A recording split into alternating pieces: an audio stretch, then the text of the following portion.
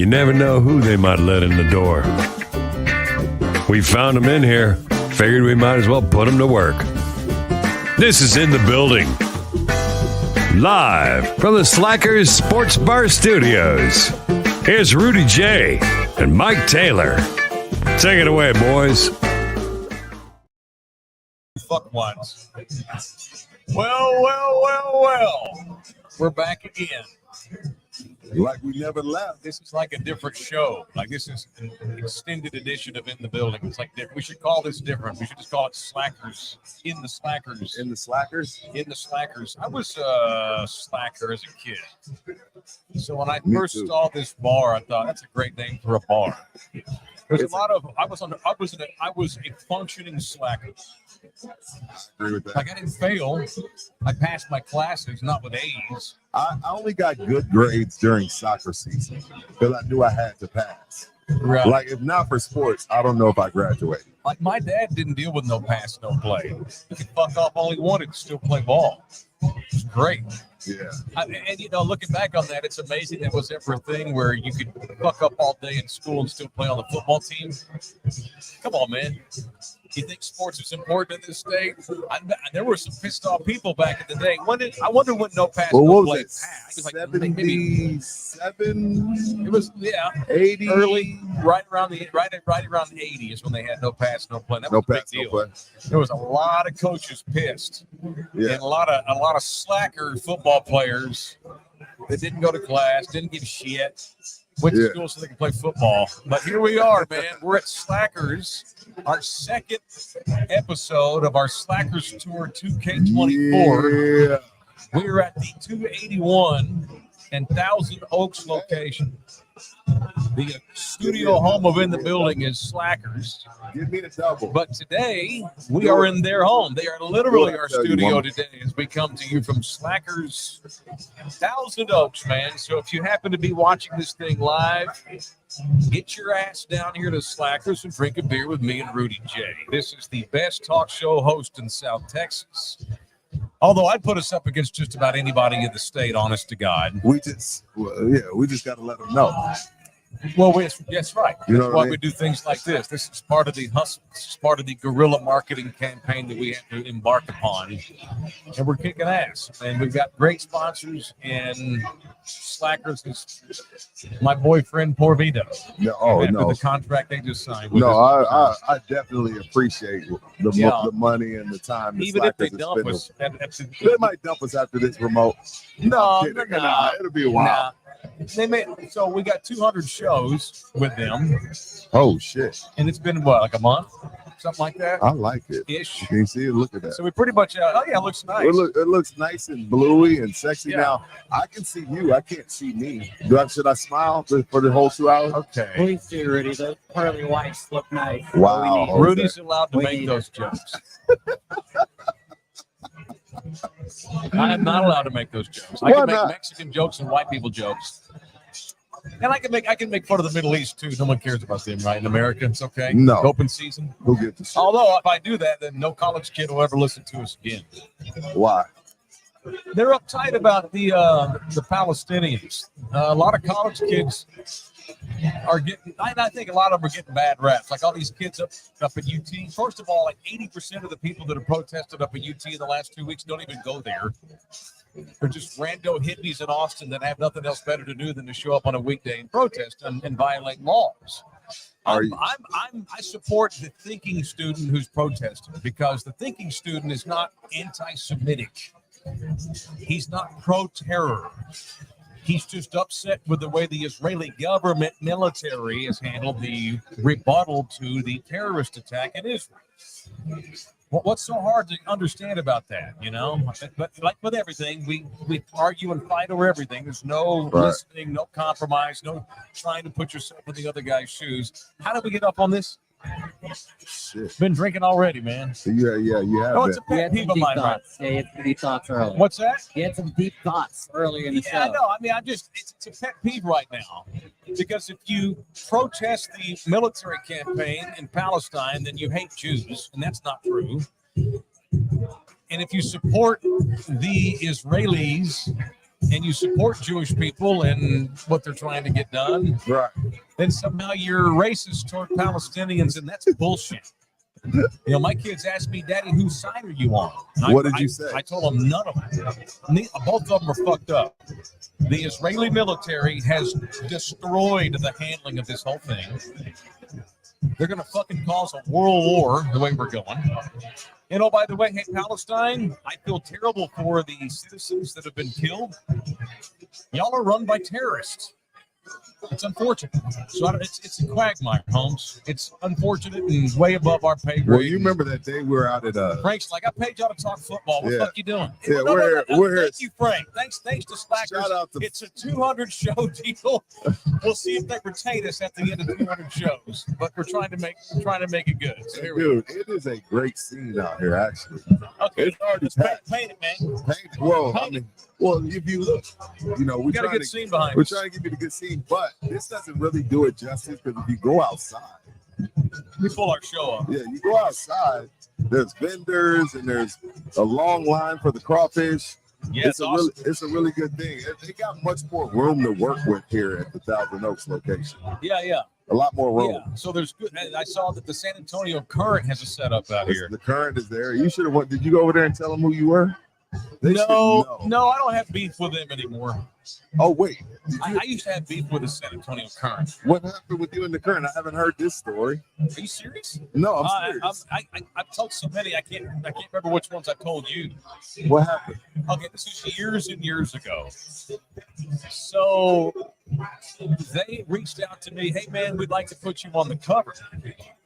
On the cover. Yeah, this is years ago. I said it's probably like 2011, 2012, something like that. No They reached shit. out, wanted to put me on the cover, do a big spread on Taylor, blah, blah, blah. And I thought, that's cool. I can always use the marketing. That'll work. So they sent one of their reporters, and he hung out with me and Jim Bob shit for like 4 hours. He got there early, stuck around for the show. It was like 5 hours because after the show was over, I did like an hour-long interview with the dude, just chopping it up in the studio, and he was asking me everything A to Z. And so that was all cool. It was pretty cool, you know. I was like, that's neat. That's a good pub. And so then some weeks later, they wrote about Manu Ginobili. Manu was in a slump. Now, keep in mind, this is like 2011, 2010-ish. Mm-hmm. Manu didn't even retire until like 2017. They went on there and called for Manu to retire and called him Manure Ginobili. That was in the headline, Manure Ginobili. I'm like, what? So I went on the air the next day and put that fucking rag on blast. After they were going to do, this is after they're already going to do the story with you. Yeah. Well, dude, I keep it real, Rudy. I'm not going to sit up here and let you call Manu Ginobili manure when you got some shitheads doing a sports column who wouldn't know the difference between a tennis ball and my testicles.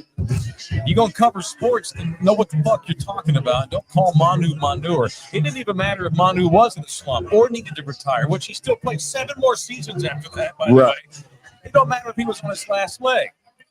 You don't call Manu manure under any circumstances for what that man's given our town and our community and that franchise. And so I called their ass out the next day. They pulled the article they were going to write on me.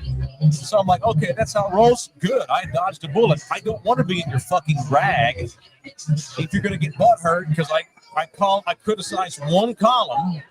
That means I can't be on the cover. Well, we know how y'all roll. You're biased. That's bullshit, fake media bullshit. And so that was it. Well, so you know what's fucked up about years went by, no no one- one good now. Yeah, because all those 90% of the people that were there are gone. And not only that, you know what's bullshit about it? Yeah. So y'all can criticize Manu, but I can't criticize y'all. Correct. That's bullshit. Bullshit. That's bullshit. But again, this was 2012. I would have had 50 times respect for him. I didn't hate him. I didn't really read him at that time. And I read him periodically over the years. And you know what you're getting? You're getting far left wing, super woke, liberal Super shit. left-wing, yeah. That's fine. But a lot of it entertains me. I'm not saying it's a shit paper. They're extremely biased. They're not journalists. Don't paint yourself as a journalist if you lean all one direction. And you're going to go cover the Spurs and send some slapdick out there to call Manu Ginobili manure Ginobili, you know? Fuck you. I should be. And had they went ahead and put me on the cover even after I blasted them, my respect, I would have subscribed to the thing. Right. Because not everybody has the balls to do that in this country. And that's not just recent. This is 2010. The hypocrisy in the media, not even just this city, in the world, has gotten so over the top. Fuck them. I don't want to be on the cover of the New York Times. If you're going to get pissed if I criticize something you put in your paper, Right. I didn't call for the paper to close business. I just ripped that column. And I did call the paper. I called out the editor for allowing that headline to be printed. And so that was after it. 5 hours of sitting with y'all, they pulled the whole thing. Right. And after 3 straight years of me somehow being voted best radio host in the city, I ain't never been nominated since. Get the fuck out of here. That poll's bullshit. That's a bullshit poll. I've never even been nominated. They got butthurt. I've never They even choose been the nominated. nominees. Those aren't voted on. They choose that shit. Oh, the That's the fans story. don't vote on that shit? It's not No, real? God, no. No, fuck no. They come up with a finalist, and they look at that as part of it. It's kind of like the All-Star game. Fans and players and the media get to decide that shit. That's how they do that stuff. I don't care. I don't care. You know, you look at this is the 2 most talented hosts the city's ever had in sports talk, and probably top 50 overall. So I don't need validation from the San Antonio Current. That's it. I don't need validation from anybody. You know, I know who I am. So, long story, way too long. 10 years went by, but everything's cool now. You know, but Nina worked over there for 5 years. She was one of the lead writers. I don't hate the Current. I didn't know Nina They're worked just there. butthurt for years ago. It's been a while, years and years ago. Gotcha. Yes, sir. That's it. So I got no beef with the Current. So when you come out to Slackers, go stop by the San Antonio Current booth and see what they got to offer. I'm sure they're offering subscriptions today. It smells good in here. And subscribe to In the Building for absolutely free. Live from Slackers. All right, why are we here? It's Cinco de Mayo. It's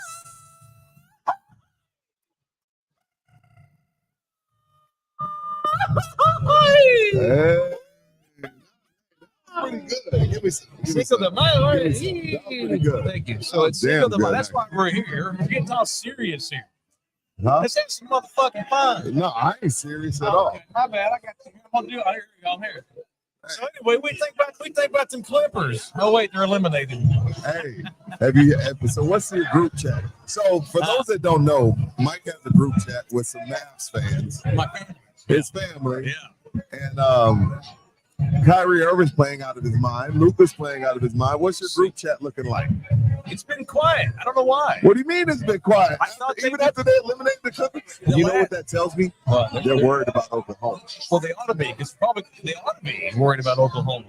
No, I got they're the going to beat Thunder. Oklahoma, right? Oklahoma's too young. I've got the Thunder in 5 games. You're not serious, are you? The Mavs got lucky playing the Clippers. The Clippers are the most dysfunctional, no chemistry having assholes in the NBA. Dallas is a good ball club. Yeah. They're one more star away from being a serious championship contender. Kyrie can only do so much. Luka is a top 5 offensive player in the world, but he's not a top 50 defender. Until they get really, they made some trades at the deadline in February, the Mavs, I like to that try to team. get some defensive You know what? help. I was worried They're about not them quite there yet. because since they lost Brunson, but it seems like Kyrie's last year was weird because they picked up Kyrie right at the deadline and they never gelled. Now that they've had a year together, it seems like, okay, this could be something. Because Kyrie's a Hall of Fame player. He's just crazy. And he's the only person on that team that's been in a ball busting, nut crunching. He made a shot to win a title. Yeah, down 3-1 to the Steph Curry Golden State Warriors. Sure, absolutely. So, and he showed it the other night in the closeout game. He had LeBron. That helps. Dallas is one solid top 50 in the league player away from being a serious championship contender.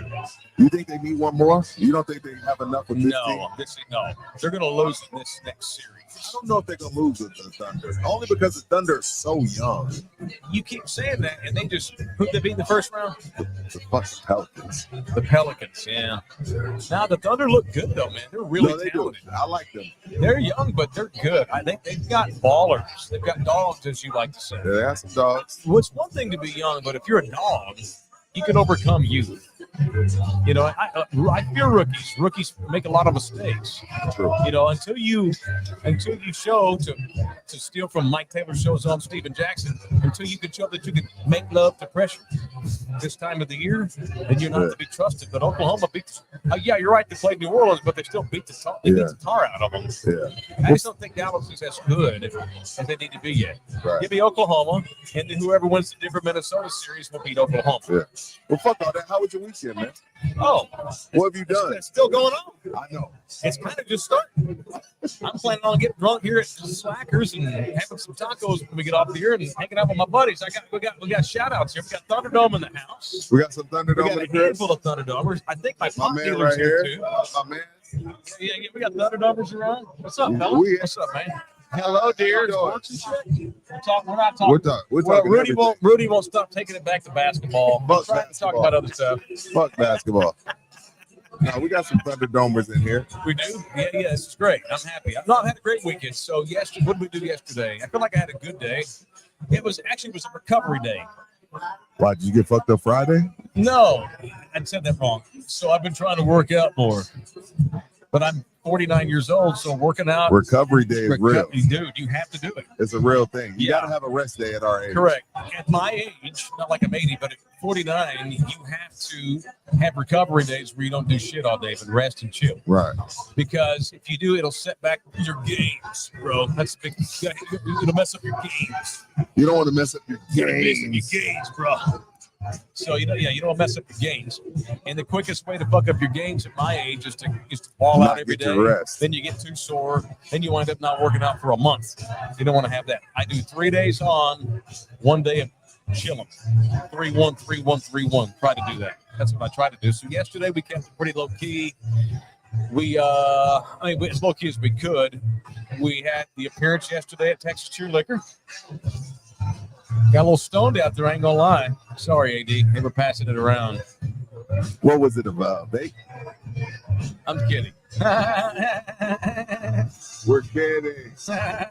No, so I got stoned yesterday out at Texas Cheer Liquor and took 3 tequila shots, so I had to go home and chill. Then we went and did pickles for dinner last night. Oh, how was it? It was fine. It was great. Once again, Nina likes to. What'd y'all talk about? Your balls? God knows. What Jose was there. What did we even talk about last night? We opened up a bunch of fortune cookies. Nina brought like 75 fortune cookies, and we opened them all up and read the futures and talked about whether or not we thought they had a chance to come true or not. My future's bright is what we're saying here. Oh, okay. My future's bright as fuck. Yeah. Is it? Yeah, man. I still feel young. Like I'm not, and I hope I never get to a point where I'm like, oh, I've conquered life. I can do nothing all day. I don't want to ever be that way. That's the quickest way to death. No, once you stop, I want to be working to the day I die. Motion is lotion. Yeah, agree. Well, motion causes rust. Yeah, I mean, no, not like a motion. Motion's lotion. Motion is lotion. Yeah. Sticking around and laying down all day causes rust. I don't want that. No. I want my body to. I got young kids. I want to live a long time healthy for my kids. You want some grandkids? You want some grandkids? You want to be not Grandpa yet. Mike? No. I'm not talking about yet. today. Not yet. But you want to be Grandpa Mike one day? Sure. I mean, I'm sure I will be. That's inevitable. I mean, I got 4 kids. The odds are I'm gonna be a grandpa at some point. So I got a 28-year-old. I told her, just so you know, your dad is still outside. So if you have grandkids, if you have a kid right now, I'm not gonna be your babysitter. You need to give me another 10. It's time. You both could be my Does she even have a boyfriend though? She's a husband. Wow, No, look she has at a this. boyfriend. Aren't they engaged? No, fuck no. I like Josh She's though. 28. You gonna get all Tony Montana about this? Wait, hold on. You said you don't want it yet. Don't you got a 20? She's 26, but she's not near ready. She's not 26. Well, my daughter's She's still in 26 years old, but she's not. emotionally ready for that. She's about 18. Oh, I have she's not immature. She's very young for 26. I'm proud of her, by the way. She's turned into the head baker at Bliss. oh, that's the one that's here. She cooks for Pop all the She's time. here. Huh? She's the one that's here. She's not here today. No, but she's in San She Antonio. lives with me. Yeah, she Okay. lives with me and Nina. Oh, I met her. She picked this stuff. Yeah, okay. Yeah. Matter of fact, she just concocted this new some sort of cheesecake, and Bliss loved it and posted it and gave her some love on Instagram. So I'm proud of her. And I'm bragging about that. That's my baby girl. So if y'all ever go to Bliss, get the dessert. My baby girl makes the dessert. I took my wife there. She ain't ready to be a mama. It ain't that I'm not ready to be a grandpa. It's that she ain't ready to be a mom. Right. I met your daughter. She seems very mature. She is. She's a grown woman. She is. I think. But she needs to finish. You don't want to be She 38 needs to get with her no baby. master's first. But you don't want to be 38 with no baby. You don't want to have a kid at 40. You just think you fuck up your old age. Her age is 28's perfect. Get it done I had now. my first one at 17. And you are ready. Rudy, he's trying to put that on you. He's trying to put that on you right now. Well, I had a kid at Well, 40. but on I don't accident. want to get you mad at me. No, but- my 5-year-old is an accident child. We had her at 40. No, Right. I was too. My parents rolled the fuck Right. at me. So you're going to be how old when your baby Nah, graduates high I'll be in a wheelchair when she crosses the stage. Oh, no, you and I don't want that. Yeah. There's a beautiful, happy medium age to have a child, and it's 28 to 35. Fair. You don't want to have a kid at 49. No, fuck no. Can you imagine me if I had a kid now? Oh, God. You'd be miserable. That's bullshit to do to your family, too. Like, I wouldn't do that. If I To my if my oldest. wife gets pregnant today, we're putting the kid up for adoption. I don't give good. I don't give a shit. Well, I could be I said both of your kids. How does that make How you? old are you? I'm 27, 26. Yeah, we knew that. my oldest is 28. You could be my son. Although I don't look at him like that because Nina calls him our side piece. We sexualize him. Oh, Yeah, she's not in my book like that too. she what? Did she write Yeah. a side piece in the book? My side piece in the book. Yeah, and I was like, yeah, In of the course. book? Yeah, I bought her book and she wrote it in there. I love it. That makes sense. That's gracious. Love it. She loves this kid. Yeah. That's different. We ain't taking him home. Could they get your mind out of the gutter?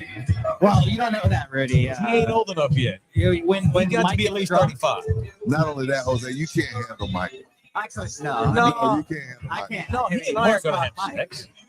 What? You tell me he can't handle me. You can't handle Mike. No, I mean, He's yeah, too big. yeah, of course, not. Oh, What are no, we no. gonna say? Yeah, yeah. We're not trying I only do to- this for Mike, Rudy. You've gotten some things confused. I'm no. kidding. I'm kidding. Nina's our playing surface. I'm kidding. We're players. Oh, Nina's the field. Okay? Rudy, you let him tell you this, but Mike's the playing surface. We know it. We know it. Oh, gross. that's gross. It depends. I'm a lover when I get drunk, Rudy. Yeah, that's what You've been around me a little bit drunk. I'm gonna take advantage of him tonight, drunk. So this is what I'll say I'm a about lover Mike. when I'm drunk. I'm a lover. Mike is a responsible drinker. When Mike starts Yeah. to feel the buzz come on, he taps out. I can respect that because when I feel the buzz coming on, I go harder. Well, already fucking crazy anyway, sober. So I know, okay, Like, for example, I Ubered here. good idea. I Ubered here. Good thing. Yeah, I yeah. don't want no problem. That's a We- gospel right there. Yeah, well, me and Mike, we're going to the top. The last thing we need is one of us to get arrested for some dumb shit that could be avoided for $20. That dude looked like Fat Joe, the rapper. He did. You notice? You Sorry, noticed I got distracted. My bad. No, did you notice that too? I thought it was Fat Joe. Should you ask Fat Joe to come on the show? Yeah. Well, we should go if he's get not Fat Joe, he's going to punch me in the face. So no, let's not risk it. You were saying you got an Uber. You got, You guys are gonna go hard I tonight, cut you Joe. off. Sorry. him. No, I had You're a- going to go hard tonight. no, I'm not Your going wife's hard. here. No, she's here. Okay, I was going to say that's your driver. Isn't Yeah, it? she's driving me home. Yeah. No, we get drunk, but I know how to balance. Like what I do, like. Matter of fact, the last time me and Nina were in this Slackers, this was one of 5 bars we went to that night. Dude, y'all called me on FaceTime that night. From here, yes, yeah. And y'all like, That was like bar 3. y'all were having a This good was our time. third stop. Y'all were We having a wound good up at the lesbian bar at the end of the night. That's the last thing I Oh, remember. how did that go? Well, I mean, What's I have a it good called? time. Bang bang room. Oh, gotcha. Yeah. I'll admit it. I'd love to go to a gay bar just for a confidence boost. Oh no, I feel hot. We've been to a lesbian bar and to just a gay bar for everybody. Not that you could be a dude and go to bang bang, but it's a lesbo bar. We were in Bonham, a month ago or so, 3-4 weeks ago. It's fun. The gays are fun to party with. I haven't been to Bonham. There you go. Damn, I used to go to Bonham on pre-Thanksgiving night, Wednesday. Oh, cool. It was straight night. I got a story about Bonham. Before I moved here and didn't know what that was. So it was Cowboy Training Camp 2003. When they were at the Alamo Dome. Correct. So Right. I was in town covering the Cowboys for ESPN. Oh, but you were still working in Dallas. Dallas. Got it. Yeah. So I was here. They put us up that hotel right next door to the Bonham. And I didn't know. I thought, that's a cool bar. I'm gonna go over there. Look, just right next door. Cool. And just walk over and come back. Walked in there. It took about 10 minutes. Bullshit. I was by myself. I was texting my buddies, hey, y'all, let's meet up. I found a bar by my hotel. I'm like, cool. We'll be there in a bit. Like my media buddies are also in town. We're just fucking tourists downtown looking for shit to do. All of a sudden, the bartender comes over, sits down, 2 beers. I didn't order these. He did. Someone bought me a beer. I'm like, oh, shit. Oh, and I realized my bartender had Daisy Dukes on. Oh, okay, cool. All right, I'm fine. I'm not gonna act off. But did you text the homies like, hey, just so y'all know? Yeah. You got to get a homie. Oh yeah, we put the desk right next to. You gotta go somewhere else. But I politely, oh fuck yeah, I drank my beer. You took it? I mean, it's already open and paid for. I'm like, oh man, my bad. I'm staying at the hotel next door. I didn't know it was that kind of bar, but I'm cool. Don't bother me. But nah. Good. And he's like, oh, okay. That's okay, honey. Call me honey and everything. It's fine. So we wound up, same night, we wound up having a walk all over looking for places. We wound up at the Texan, that little dive-ass bar right there. Remember where the ticket was, the bar? Right down the block is the Texan. Oh, it's called the Texan 2. Little hole-in-the-wall bar. I think it's still there. Now, that was a scene. Went in there, and I remember coming back shit-faced drunk, walking to my hotel with a 6 a.m. wake-up call to go to practice the next day. And this is 2010, Taylor, you know. I rode much harder. Car pulls up, and there's the back window rolls down, and this attractive young Latina. Hey, baby. It was almost like that scene in Vietnam. Like, hey, you have a girlfriend in Vietnam? But she was like, you have a girlfriend tonight? I'm like, no, I'm straight. I'm good. And these dudes roll down the window. Like 4 dudes in there. They're like, no, it's all good, bro. It's cool. They were a pimp. They were pimping her. They were pimping. Yeah, I'm like, that was my introduction to my first night as a tourist in this city as an adult was that. Bonham Exchange on accident. You went to the Bonham. You get solicited by prostitutes. It's a good night. It's fun. I had a guy hit on me. That's a good night. I went the gays love me. I want to hear your story. I went to a bar. Yeah. It was me, my wife, my cousin, and my sister. Mm-hmm. So I'm the guy with 3 girls. So you get to see, yeah. So dude comes up to me. I'm not thinking anything of it. Thick shoulders. Yeah, I'm not thinking anything of it. He's like, man, I'm from out of town. Oh. The red flag should have been. He was like, I'm from Atlanta. Red flag. Everybody in Atlanta is gay. Really? Every black dude in Atlanta all the is gay. rappers appear to be. Most of them. Well, this all news to me. I'm gonna write this down for later. Yeah, take notes, Jose. Jose's by, so he'll take notes. So give me his number. Well, I give him my number, whatever. Like 3 a.m, he texts me, hey baby. I'm like, the dude. Yeah. Oh, he wanted some Huggy Bear. I showed it to my wife. Chocolate. I'm married to a Latina. Chocolate cat married beer. Yeah. My wife don't fuck around. My wife responded. Oh no, he didn't know. She took the phone like, poor my man's not fucking gay. Get that poor guy. I was like, yo, no, yeah, you got fought over. That's funny. That's a confidence boost right there, though. I've been hit on by men many times. I don't know if do I ooze? Do I give off? Maybe. I don't know. Hold on. Let me check my gaydar. I don't get gay from you. No, but Like your gaydar doesn't. You don't give off gaydar I'm telling you, I've been hit on 7 or 8 times. because you're a cool dude. Maybe. You're hot. You know, but no, what it is they feel like they can shoot at them and it won't be like a fight. No, I'm not offended. I mean, I'm flattered. Right. You know, I just don't roll that way. No, I don't either. I mean, you know, if it's I got kids and stuff, so if someone would have paid me for it, we can talk price. But I'm not gonna do it for free. So Does that make me gay? I will, but you gotta pay me. That's fair. Everyone's got a price. Everyone's got a price. Come on. So I got a teenager that tries to. She educates me on this world. Yeah. And she's I'm like, up to speed on the world now. yeah, and she's like, a lot of the guys at my school are bi. And I'm like, no, they're gay. You can be bi. You can't. Women are bi. Most women Most are women bi. are, but can you be? I'm not bi. No, not you. Oh, there's a, Can a man be bi? yeah, of course. Yeah. Really? Yes. See, you sound like you don't like you're acting No, like I'm if you're half black and you're all black in this country. Well, you are. If you're when you get pulled People over, you treat black. you black, but that Right. don't mean you are though. You got a white. Dak Prescott has a white mama. God rest her soul. He's half white. He ain't just half black. But I knew what you mean.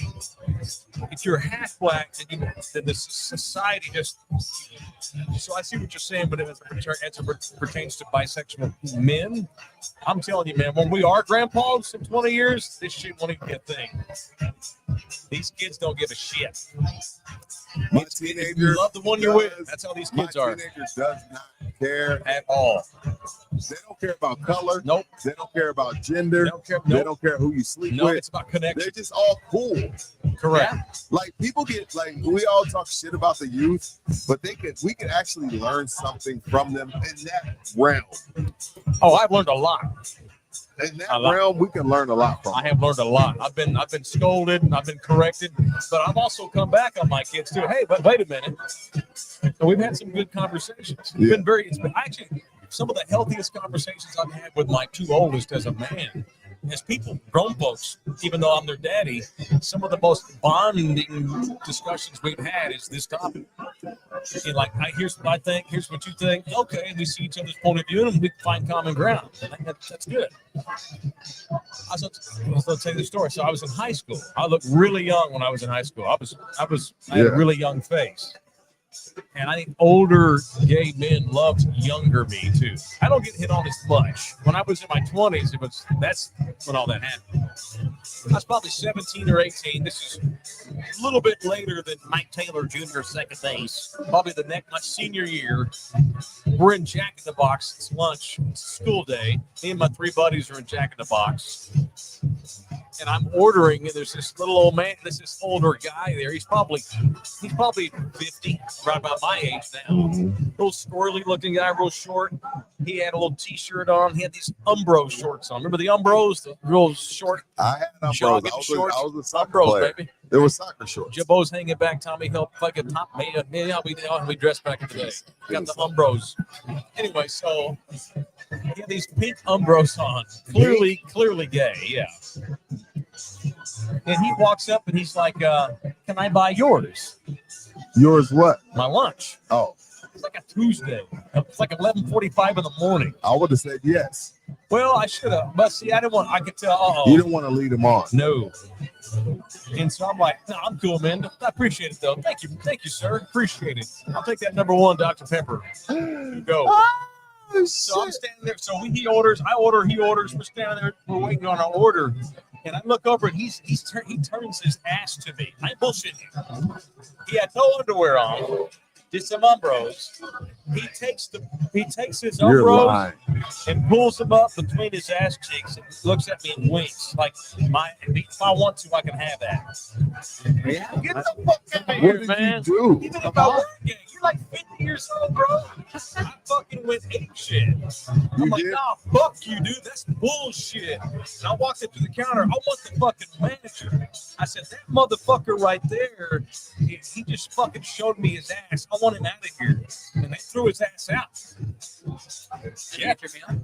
Fuck yeah, I got a meal. Yeah, I had a lot of good times with that particular Jack in the Box. I got kicked out of that same Jack in the Box, ironically. Are you serious? Yeah, I was 17. Yeah. So you like that? They got the little microphone. Number 1, fries. Number 2, curly fries, Dr. Pepper. And so she's like, there was one time I went to order and I reached over and I grabbed the mic. I go, I want a number 1 with the Dr. Pepper. Oh my God, they got so fucking mad. I got thrown out for doing that. One more story about that same Jack in the Box. About 3 months later, that thing got robbed at like 2 o'clock in the morning. And 2 people that were working in there got blown away by the robber. The guy held the place up, murdered the fucking cashier and the manager, and got like $110.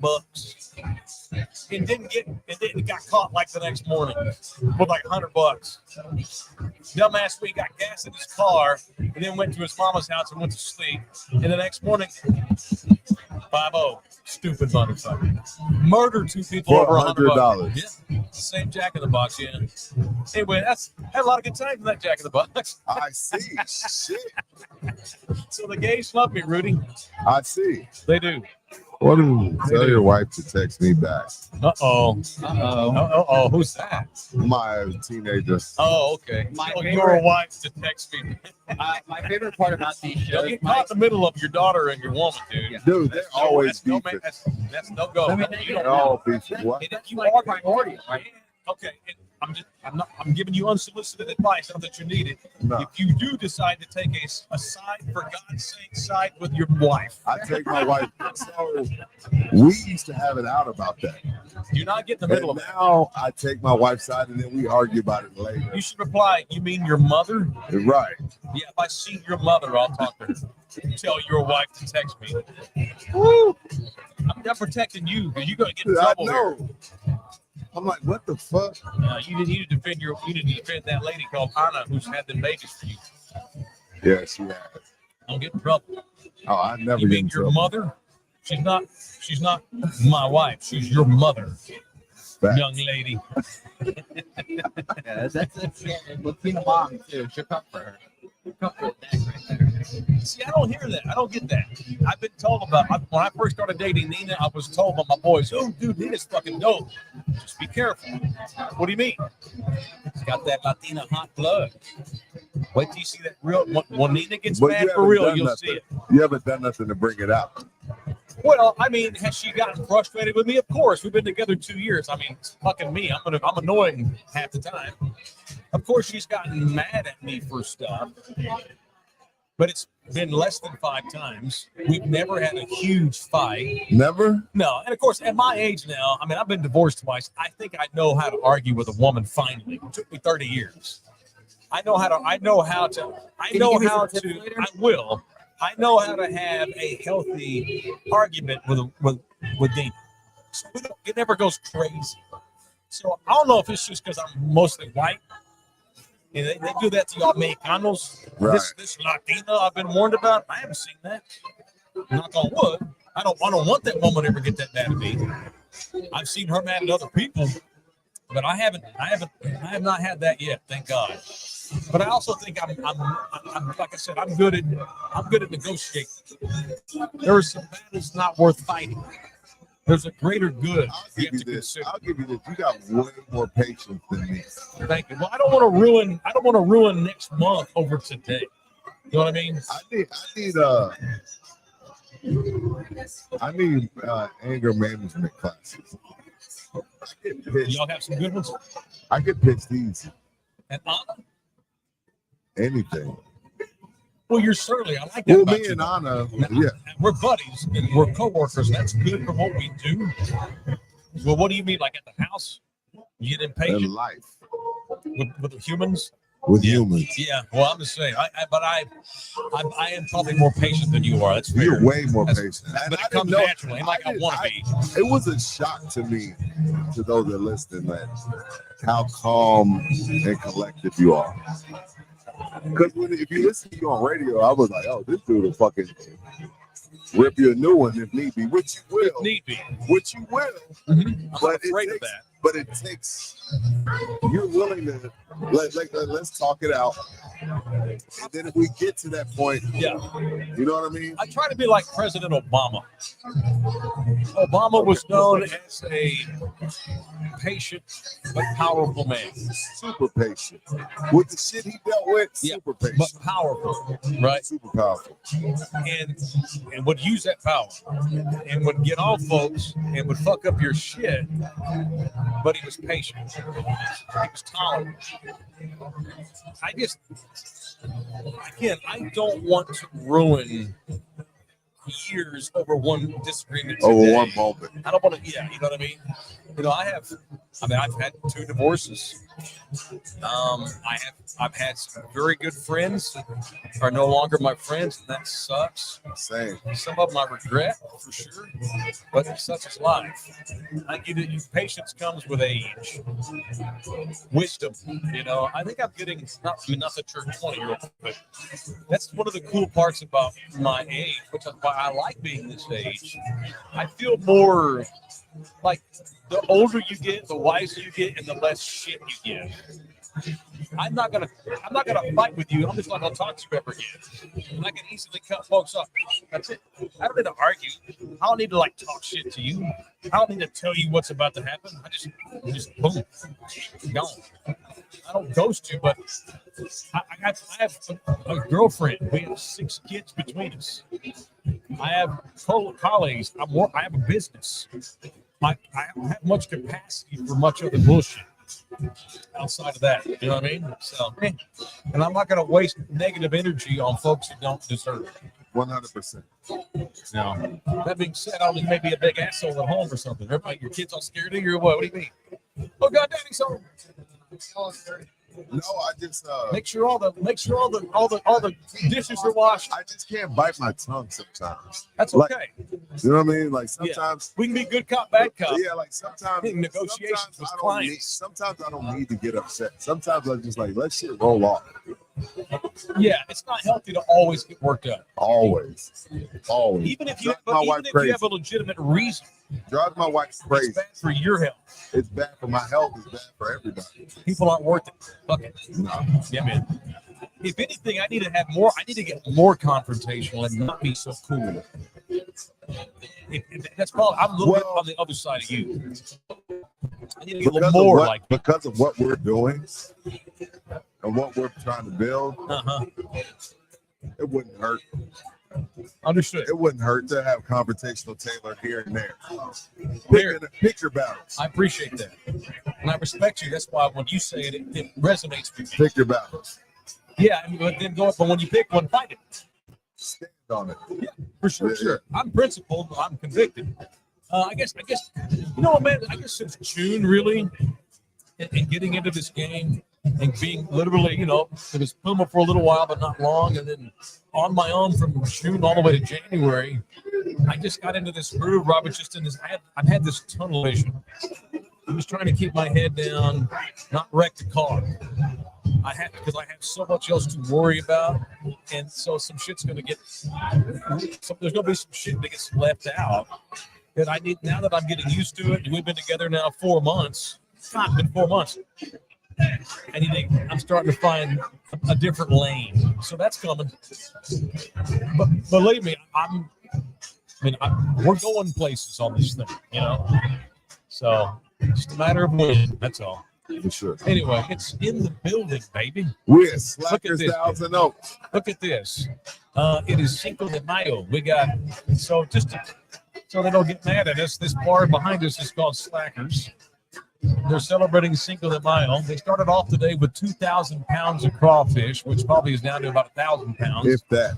There are lots of folks out there in that parking lot. They have set up a huge parking lot scene. The weather has been great. Thank God. I was worried about the rain. We got a good turnout. Cool as hell today, too. What's that? Cool as hell today, not hot. Yeah, great. It's been a nice weather day. We got thunderdomes everywhere. What up, Thunderdome? And yeah, it's been a great scene. So this is one of the 5 locations, and this is the studio home of In the Building. And today we're actually, they're literally our studio here, Slackers, Thousand Oaks. You know what's funny to me, Mike? I asked you to send me topics before the show. And We haven't gotten one. not one. It makes me laugh every time, though. It's just a guide. No, You don't know where it's you- going to go. obviously, yeah. No, this shit ain't scripted. Of course not. That's why it makes me laugh. But how was your night yesterday, Canelo? What was number 1 on my list? What did I say? Canelo. I want to know Oh, how your night Canelo. was. Oh, he beat the shit out of that guy, just like I figured he would. Well, hold on. I need the Canelo voice. We need the Canelo voice. Oh, I see. I see. Oh, okay. You're asking me to dance. Yeah. You're asking me to dance. Dance. That's not how we do, obviously. Well, see, my Canelo and my Oscar are very similar. Yes. So you have to be. I'm still working. See, the difference with Canelo is it's very accented because he's Mexican. Oh, he's a good fighter. He come out and he needs help. Ryan Garcia, he's a good kid, but he needed help because he needs somebody. He needs somebody to give him a better advice. He's a good kid, but he's a good fighter, but he don't have a good leader. That's Canelo. That's spot on. Oscar is more that he's American, but from East LA. So, and Oscar's got a very Oscar, it's a good thing. It's a good thing that I can fight because I sound like a bitch. now. There's a guy who probably been hit on by a lot of dudes. That fool radiates gay. Not that there's anything wrong with that. Did you see what he did on Twitter over the weekend? I did not. Who? His Oscar. Who I guess didn't it was see his it? way of handling all the controversy with Canelo. Well, while you look for that, Yeah. shout out to Ken the Stokes for the $4.99. What's up, Holmes? Appreciate you. Oh, Ken. they always got money coming in. Nice. Yeah, you got damn right we got money coming in. Then I got 6 bottles of chicks, 6 bottles of Chris, 4 Nice. Belvedere, got weed everywhere. I'm a champion, and my guy got whooped. If I was fighting, I would be Canelo. Did you enjoy that fight? It was fine. It was a typical Canelo fight. At this stage of his career, Canelo's older, so he don't have the fastball. He's got the curveball, these sliders and changeups. You got to set guys up. I think he had to let Manguera, that means water hose, whatever the guy's Manguera. Canelo will actually let you win a round or two so he can rest. It's part of the strategy, and then pulverize you throughout the match. It's about the body of work when you fight him now. He's just gonna knock fuckers out. So no, it wasn't the most exciting fight, but he was clearly the winner last night. Clearly the winner. No debate. Yeah, no debate on that. He beat the dude. No debate. Yeah. And I was thinking about Canelo driving over because I thought we'd get into this. Because you brought up Mike Tyson, and you talked about you were saying how Mike, and it's not Mike's fault, but he came up at a time in which the heavyweight division was as weak as it's ever awful. been. And so Mike got to beat a bunch of fucking, Tom Stevens and Guadalajara Bill and Mexican Mike, these fucking rando spares. Bill Maynard. Right, yeah. Who? Yeah, correct. So I would say that Canelo has had a far more accomplished career than Mike Tyson. Canelo Alvarez has become the most accomplished fighter, and he's not a heavyweight, he's a middleweight. He's the most accomplished fighter of my lifetime. Now, Ali was technically my lifetime, but not the prime of it. I was born in 74. I'm 77. And now the Rumble in the Jungle was the year I was born. But since I turned 18 years old. In my adult life, 18 to 49, no one's, not Pacquiao, not Tyson, not Holyfield, Right. not Klitschko. No, none of those motherfuckers. No. Canelo is the greatest fighter for accomplishment of my lifetime. Certainly my adulthood. And that probably pisses off some people, but I mean, he's won on multiple levels. Not true. He's beaten all the great fighters. Now, no, what I want to hear is, fuck you, Floyd Mayweather is the best fighter of your lifetime. I get that. He's never lost. Yeah, for sure. I just feel like Canelo, because I'm setting myself up for this to get told off. Canelo has had a harder road than Floyd. If you want to talk about guys you fought, Canelo is all the greatest fighters of the middleweight era. All of them. De La Hoya. You know, did he fight Sugar Shane Mosley, or was he too old to fight Canelo? Floyd did. Floyd fought Oscar. Oscar did too. He fought Sugar. Fought Canelo. Canelo's been the greatest fighter for 10 years. Cotto. It's a long run. I thought Triple G was better than Canelo, but Canelo obviously proved us all wrong. Well, it depends on who you ask. A lot of people feel like Triple G got robbed. He won 2-1. Canelo did, and I thought two of those fights were even draws. One of them was a draw, and I thought it was a draw too. Boxing's so objective. It's not hard, or so subjective rather. You just can't. I almost wish boxing would just fight so someone knocks out. No matter how many rounds it takes. I guess you'd have more deaths though. Anyway, no, Canelo won that fight. I'm not trying to get into a debate on who the greatest fighter of all time is. No, I'm not qualified. No, I mean that's my own observations, my observations. No, Canelo's a bad fighter, but the young kid last night, this is what I'll say. I wasn't overly enthused with the fight, but what I'll say, that kid got a lot of heart. Munguia got a lot of heart. Yeah, he's like 45-0 going into the fight. Canelo was fucking him up, but he stayed in.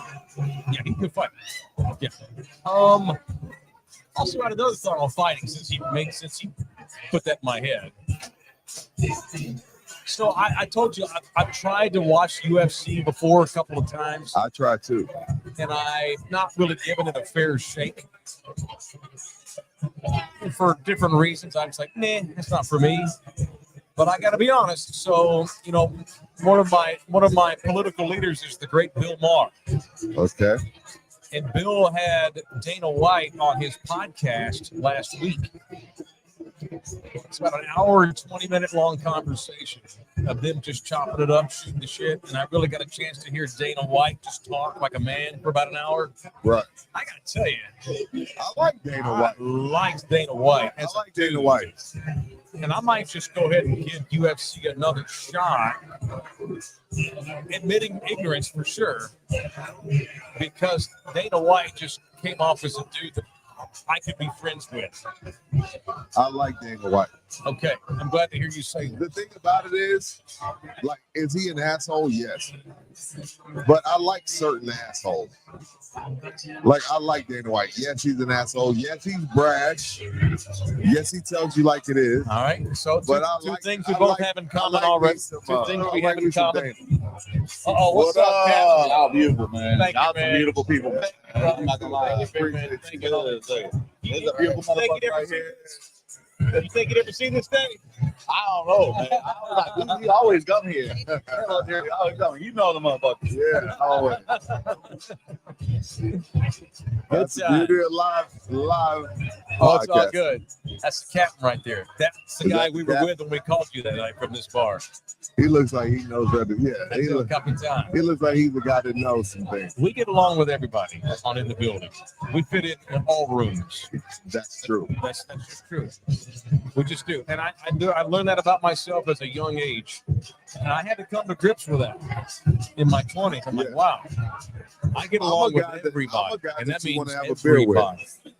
Well, yeah, I'd like to think that, sure. But whether they want to get along with me or not, I get along with everybody. Right. And that goes back to, like, I think my patience is kind of part of that. Like, I'm comfortable in all sections of this town. Same. In all groups, in all rooms. Same. Yeah. I might not partake in everything going on in those rooms, but I can sit in the corner and be cool. Same. Yeah. In their prime, Oscar or Canelo. In their prime, Oscar in his prime. Because remember, Oscar fought everybody too. I know. I was saying Canelo's the Oscar most fought accomplished. everybody. Yeah, I know. In their prime, who you taking? 28-year-old Oscar versus 28-year-old Canelo. Man, As tough as Oscar De La Hoya was, give me Oscar by a nose. Maybe I've been talked out of that already. I think I take Oscar too. I think he's been around longer than Oscar was, because Oscar was in some brutal rumbles. Oscar fought every dog there was. He was Oscar so fought tough. him. Oscar laid in there and took beatings so many times and didn't even face all fucked up, just kept on coming.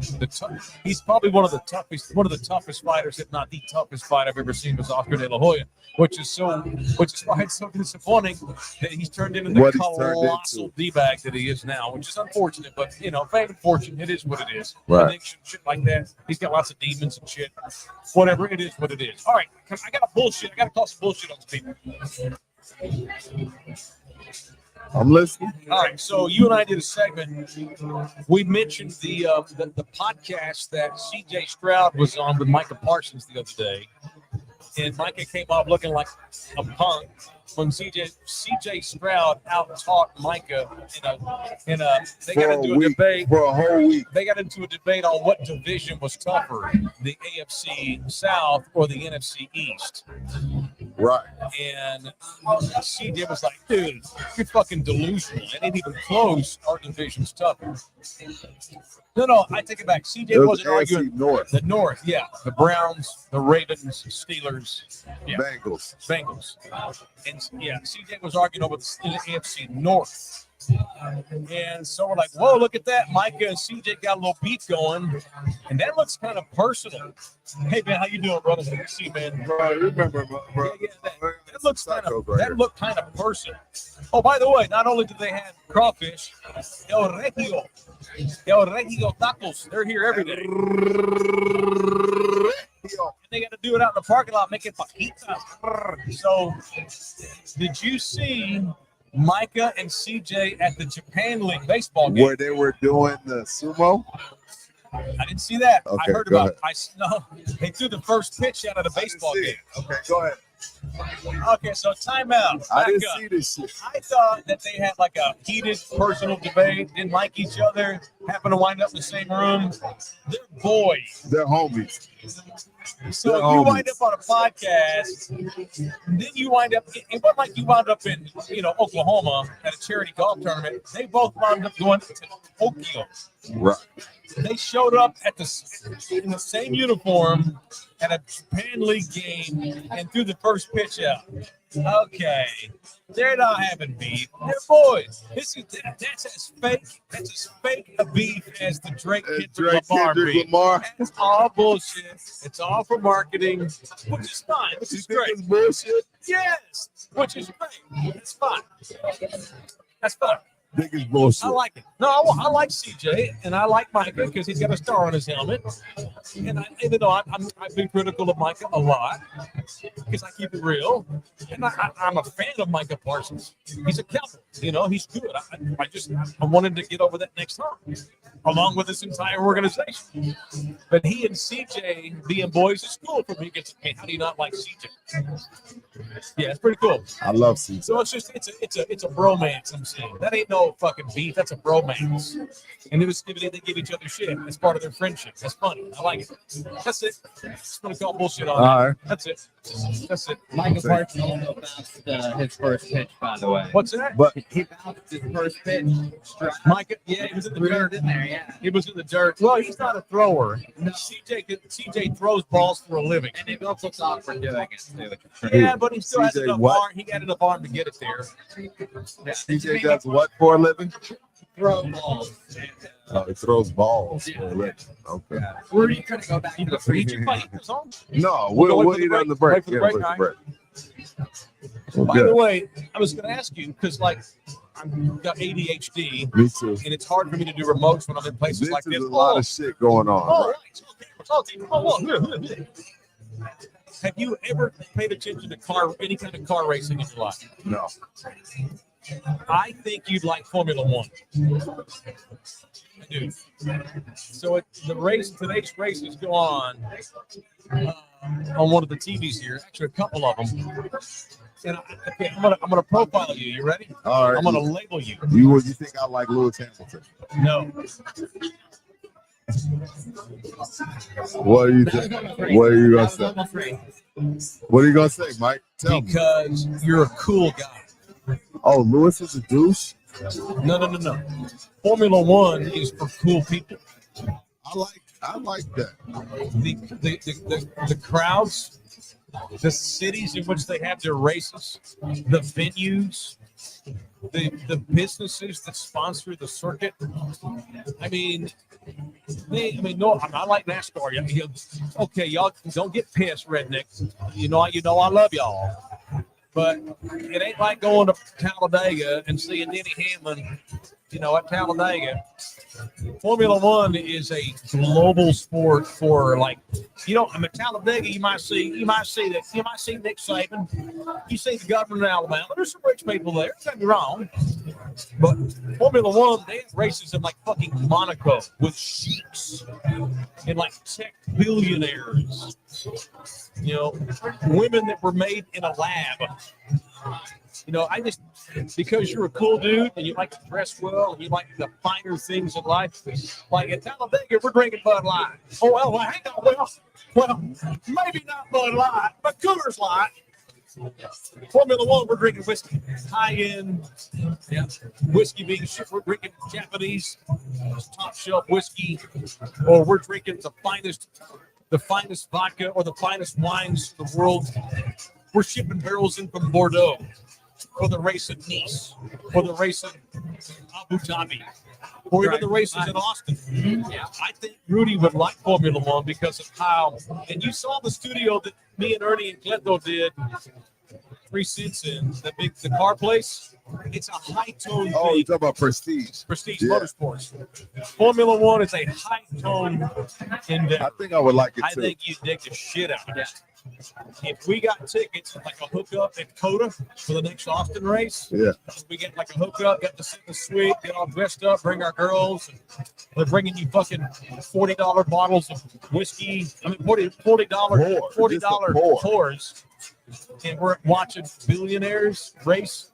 I'm down. And if you ever if you know anything about this sport, the people that construct these cars and run these, like the drivers are simply part of the car. The guys in the garages are racing. 10 fucking tech gurus who could be working in Silicon Valley running Google, but instead they constructed a car. These are computers with tires. I like the innovation on these cars is like the shit that NASA uses to send rockets to Mars. This sport is fucking highbrow and cool as fuck.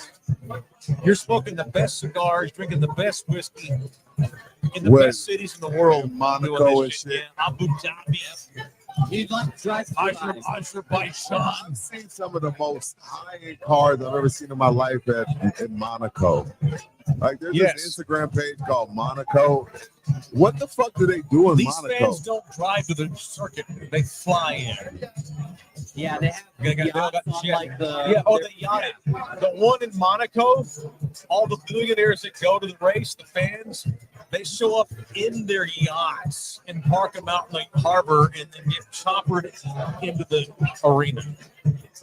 And you're a man of finer things. I think you'd like Formula One. Just try to survive like that. And I say a lot of shit, but I'm going to actually throw this out here. And this is one of those ones I'm actually going to follow up on. In the building needs to go to the next Formula One race in Austin. You can get into the race as it goes, but just the scene is badass. And it's a scene that I think in the building would be badass getting involved with. Just saying. I met a Formula One guy. You know who it was? No, not actual driver, but a guy that works at the track in Austin. Okay. He came up to me at the Bolero Open. Or something? Oh, cool. So one of my, I heard you're famous. Oh yeah. What do y'all go with?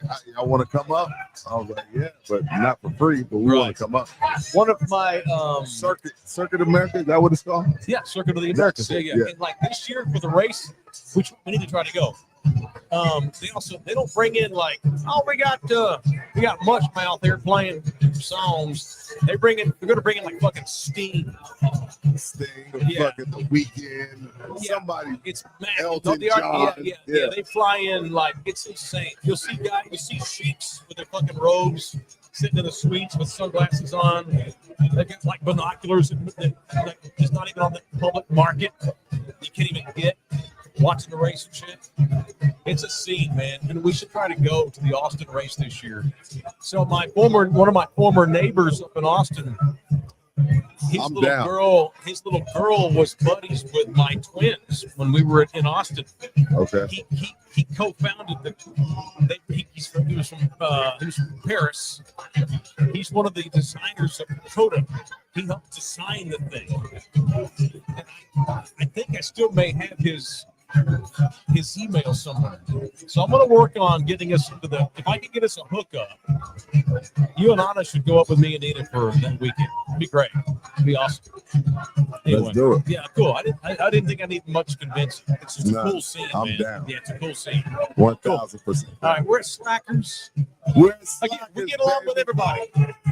Even the rich chiefs. And by the way, just for the record, if there's a live tour for radio hosts and talk shows hosts, I'm good. I'm going. I need the money. I'm sorry that they killed a couple of reporters.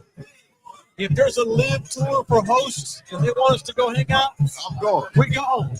I'm fine. We're going. All right, but today we're at Slackers. It is in the building. Taylor and Rudy, subscribe for free. The booze is flowing. By the way, I want you to be proud of me. Why do you want me to be proud? Because you told me I needed to lock into Denver, Minnesota. And I found how dumb this is going to sound when I say it. I'm gonna be dumb on purpose. Have you seen this Anthony Edwards kids? Oh. He's way. By the way, We're gonna talk about it fuck Luka. Anthony's better than Luka Doncic. for sure. For sure. Come on, now. He's the best all-around guard in the NBA. For sure. And there ain't close. For sure. He's phenomenal. He's Clyde Drexler. Anthony Edwards is Clyde Drexler. And I like that Minnesota team. Me too. Yeah, and it's something different. It's a new team doing.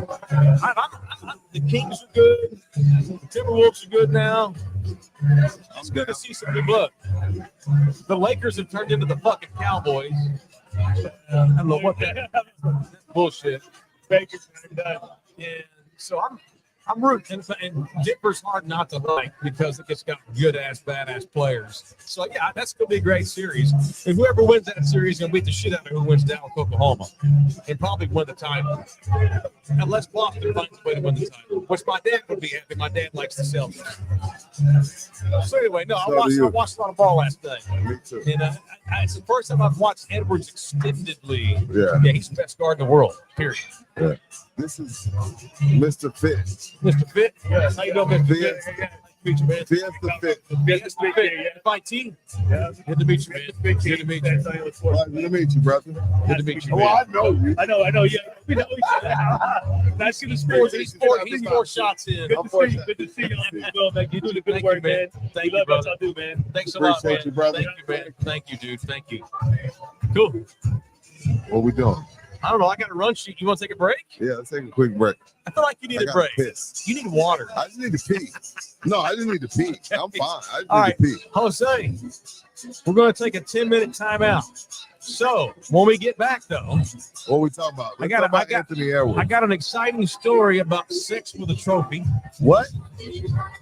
Now, And what else? and I've got 2 movies I've seen in the last week. Can I do Taylor movie review? Yes. All right. I love that shit. I've been waiting on this shit. Finally, I've got it. I'm ready. So up next after the break, we're taking. I gotta pee too. And I have an empty beer bottle. I'm gonna get you a beer. In 10 minutes. Taylor movie. I've seen 2 movies I want to talk to you and Thunderdome about, and sex with a trophy. That's my tease for the next. All right, so 10 minutes. Back in 10. Even if that, yeah. I'm gonna grab a taco and a beer, and we'll be back in 10. You share my Love you. All taco. right, I'll take one. Thank you, Take one man. of my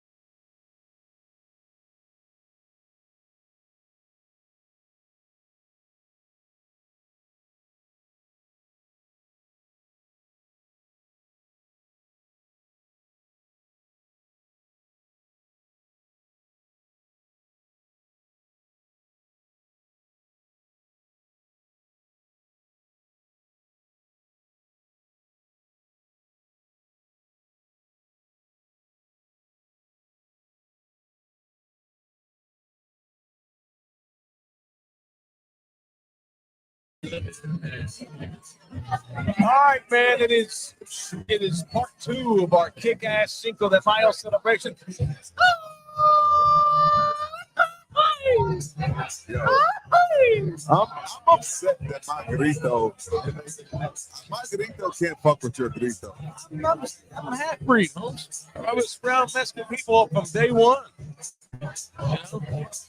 My mama, I'm born to a 15-year-old Latino woman. So I've been hearing gritos since birth. Did you get you another beer? You got you another beer? Yeah, I do. Shout out to a guy called Brian Byer. Says he knows Lawrence, LG. Shout out to LG. Love me a beer. What's up, LG? LG's usually here, but he's got his first love. Is it softball today?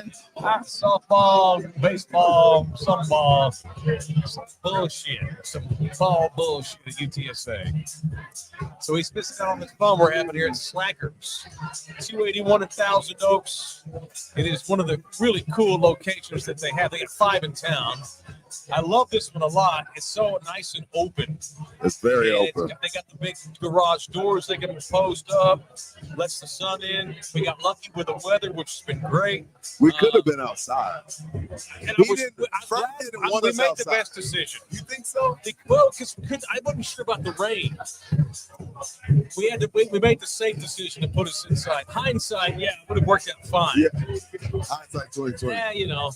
But this is working out fine. It's cool because when we are set up, y'all can see everything, but I think you can see a lot behind us. I don't know. Cool What can they see? Can they see it might not do justice to how cool it is.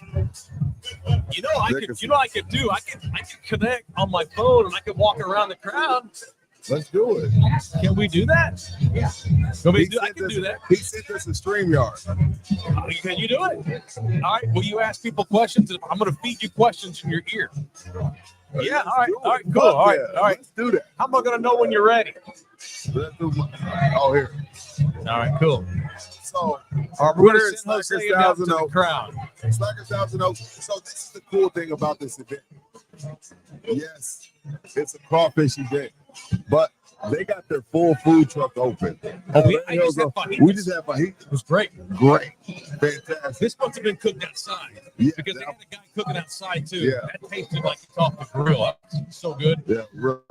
Yeah, man. I'm having a blast, man. I'm glad we're back. Yeah, I'm back too, man. So I'm glad I get to hang out with you, man. This is like we've never hung out much until recently. It's crazy that how this is playing out. It's still playing too. It's Y'all good. know it's early. It's the first quarter. I have to remind myself. We're literally in the first quarter. Right. Yeah. I remind myself that, and I've gotten better at it. I'm happy with where it's going, and I'm excited about where it has the potential. We got some shit bubbling. We do. Yeah. I'm never gonna not have something bubbling. I'm gonna, as long as we're doing this, you have to be, man. I bitched for 5 years that one of the reasons why I got disenchanted at iHeart, and not even iHeart, iHeart's a great company. I got disenchanted with the ticket because they quit selling it. And look, I get it. I get that we got outsourced and our managers, the company put our managers in a position where they were over too many stations at once. Yeah. And we were the little stepchild AM station in the back of the corner, and we were going to be the station that got neglected. But so while I understand that, the bottom line still was we were getting neglected. So I spent 5 years bitching about how sales and marketing and promotions could be better. And so now that I'm off on my own, I have to practice what I bitched about for years. I'm marketing it. I'm promoting it. I'm selling it in the way that Oh, Mike. I'll always have some shit bubbling. You let me know when you Can you hear me? can. A little bit. Yeah. All right, go out into the crowd, Jose. We're gonna sit. We're I'll be doing outside. this by the seat of our pants. All right, find some folks, Jose. You're gonna go outside. Hello, Steve. Can you hear me, Jose? Yes, I can hear you right now. Yes. All right. Stop. You're not. Make sure you put the phone all the way up. Put the mic all the way to their mouth because you're real faint, dude. This could be fail, but we're gonna get the shot. Yeah, okay, I got you. Go up to somebody. All right, beautiful. We're here. Who do you have?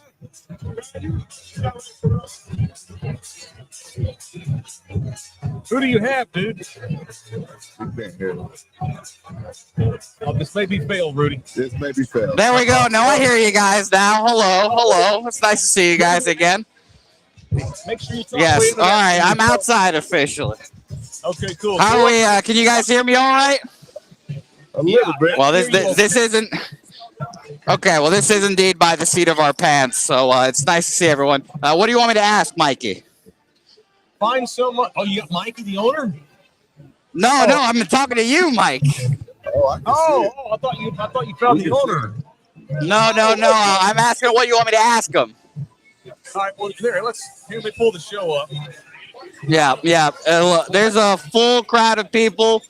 Just let me know what you guys want me to ask. You know, we're here. We've got a lovely Cool. All right, putting walk thing around as here, well. Mike. Let me see what you're somebody. looking at. Look at that. See, it's a beautiful time here. Go up to a random dude. Okay. Go up to the San Antonio Current tent. Yeah, go up to the current. Okay. Sure. Okay. There's just all women there, but okay. You guys know how I do talk. They don't give a shit. They like being on social media. Go up to the Current. Okay. What do you want me to say? One that they're on the In the Building podcast, and would any of them be cool with talking? Okay. Sure. What do you want me to ask? Well, just see if they'll let you talk. Go up and ask if they can talk to you first. Hi. Introduce I'm on a yourself. podcast right now. We're recording it live in there, and they want to ask you guys some questions. Hello. Yes. They're all down, Mike. What do you want to ask, Mike?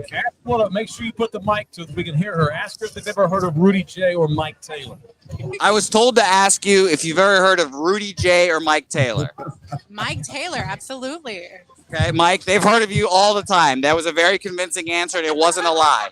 Okay. But they Ask never- her, when is I she heard- aware that they were going to put me on the cover one time, Okay, but they tell you. pushed out because I got mad at them for making fun of Manu You don't Ginobili. know that. Okay, Mike, I'll ask that question. It's a little bit of a long question. Okay. Mike, once upon a time, was supposed to be on the cover of the Current. Oh my God. Yeah, and then he shit on the Current because they made fun of Manu Ginobili for some reason. Oh, How does that make you guys feel now? They wouldn't ever make fun of See, Manu Ginobili. see, Mike, you're just telling tales out of school right now, Mike. They've had him Barely on the hear this cover. girl. They've had Jose, Tony just Parker, bring me a Patty t-shirt. This ain't Mills, working. Tim Okay, just bring Duncan. me Like a they t-shirt. wouldn't Come mess home, with come home. Bring me a us. t-shirt. Okay. Never any disrespect. Come home. Okay. Bring me some San Antonio Current swag. Okay, I was told to bring some swag their way, so I would love some. Come back, Jose. Abort. Okay, I'll be back in soon. We need like a code word for next time it's failed. Like Pineapples. Yeah, pineapples. Pineapple. Pineapples. Come back inside. God Almighty. It's not, yeah. Hey, yo, you try shit. You know, that's an example. At least we try shit. That right there is an example of trying some shit. And it was failed as So fuck. this is the problem. That was more failed than No, the weather. but this is the problem. The people listening online could hear him fine. Really? Yeah, but We we could. could. It wasn't any good. He was going over fine, but it was just like there's too much like I don't know. There's technical reasons. I was gonna ask if it was cool. I was gonna make a truce. Oh, cool! I got swag. We got some swag. Cool. They got glass. Oh, right on. Okay, cool. It's got stickers. That works. Beer festival. Oh yeah. I think water under the bridge now. Oh yeah. We're back. We're buddies now. Shout out to the San Antonio Current. Yeah, we're buddies. Like, I haven't been mad. That's just it's an old war story. It's an old war story. You did good, Jose. You did fine. All right. Oh yeah. You want to hear a movie review, or you want to hear sex? You want to hear fun with Let's do the fun with hockey movie, players? movie review first. I've seen two. All right, so I finally got the chance to see the Iron Claw last night. Oh God, now we got shots, fudge. I'm glad we're almost done. I finally got to see. What is that, dude? What is that? Here, you take this. I got another drink. It's tequila. That's tequila. So I finally saw the Iron Claw. The story of the Von Erich. What's that? Oh, What? oh, he wants to talk 49ers football. Easy. Christian McCaffrey. Christian McCaffrey. They have Christian the McCaffrey. best head coach in the league. I know that. Christian McCaffrey. That's positive. Yeah, okay, cool. Yeah, good trade. So I finally saw the Iron Claw. What did you think? It was sad, right? It's kind of depressing. Well, I would say this. Great film. Have you seen it? Yeah, Great yeah. film. So even if you don't know who the Von Erichs were, it's a great story. No athlete that I can think of has ever endured what Kevin Von Erich has endured in his life. Never. There was literally Kevin, Kerry, Mike, David, Chris.